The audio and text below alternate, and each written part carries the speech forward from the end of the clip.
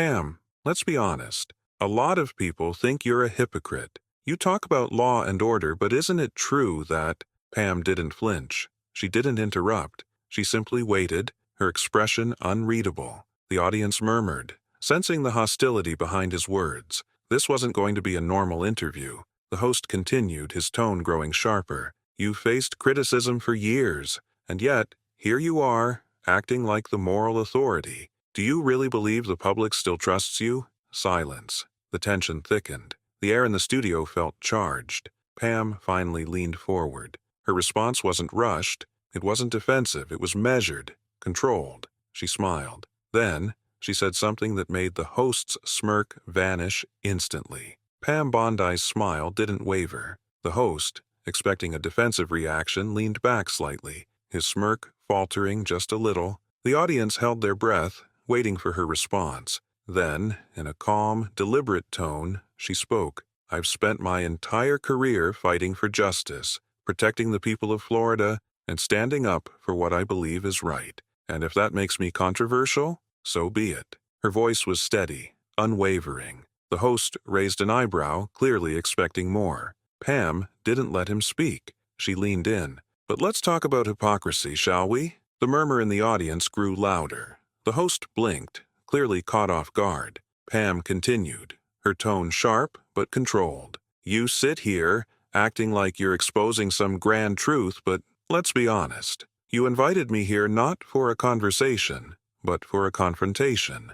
You're not interested in facts. You're interested in headlines. The host opened his mouth to cut her off, but she wasn't finished. You talk about trust. But tell me, does trust come from interrupting your guests before they even have a chance to speak? Does trust come from twisting narratives to fit an agenda? A few gasps from the audience. The host shifted in his chair.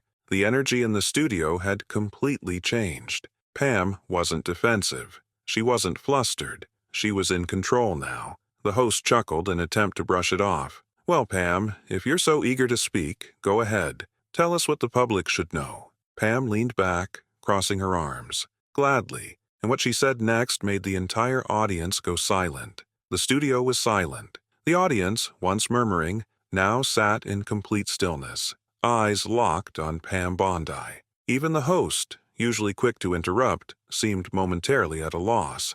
Pam had taken control of the conversation, and she wasn't letting go. She met his gaze, her expression unwavering. You want to talk about what the public should know? Fine.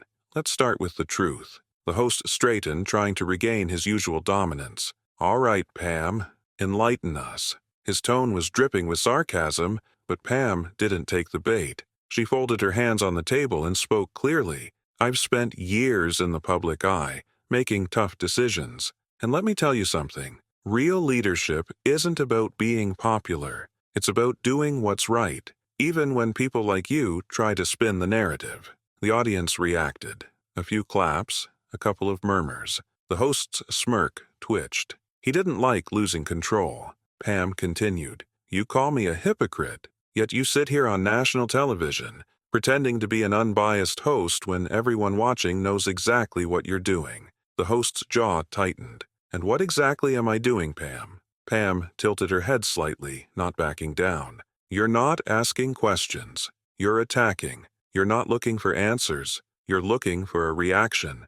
A small cheer erupted from the back of the audience. The host's fingers tapped impatiently on the table. Pam wasn't finished. You want people to see me as corrupt, as untrustworthy? Fine. But let me ask you this. When was the last time you held yourself to the same standard? When was the last time you admitted that you were wrong?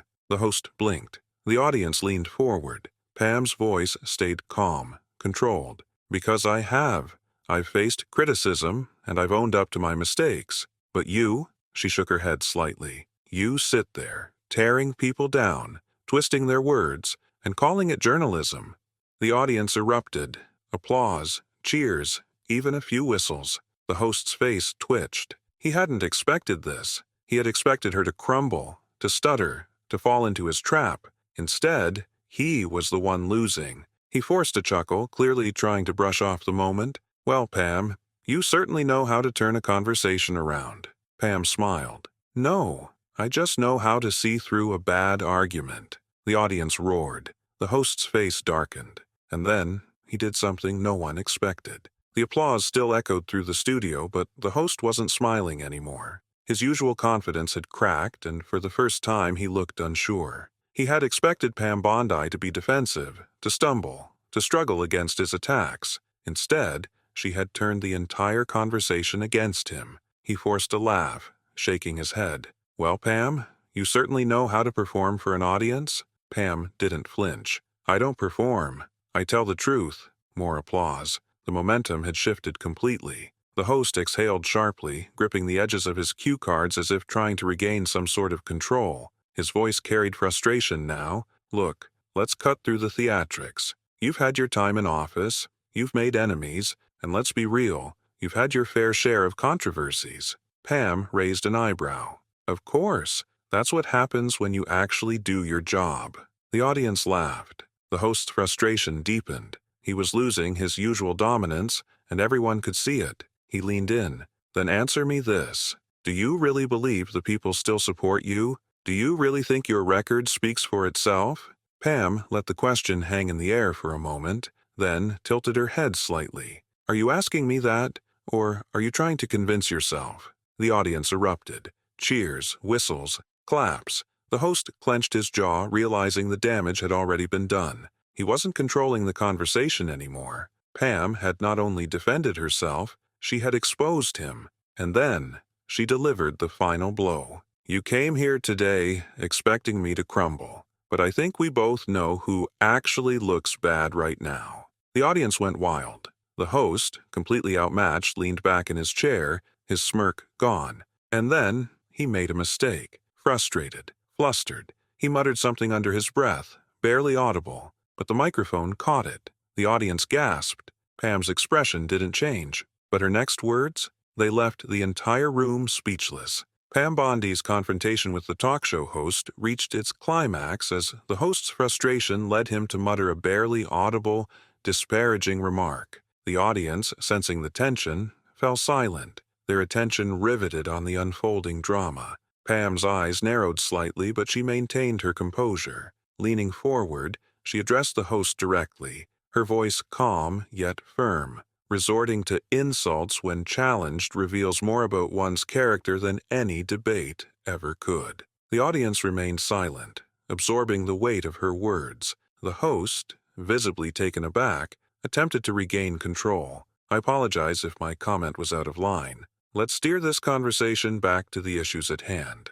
Pam nodded, her demeanor unwavering. "Agreed. It's essential for public discourse to rise above personal attacks and focus on substantive matters." She then seamlessly transitioned back to the core topics, articulating her points with clarity and conviction. The audience, initially stunned by the exchange, gradually responded with nods of approval and scattered applause. Pam's ability to maintain professionalism under pressure not only reinforced her arguments, but also highlighted the importance of civility in public debates. By the end of the segment, the host's earlier aggression had dissipated, replaced by a more respectful tone.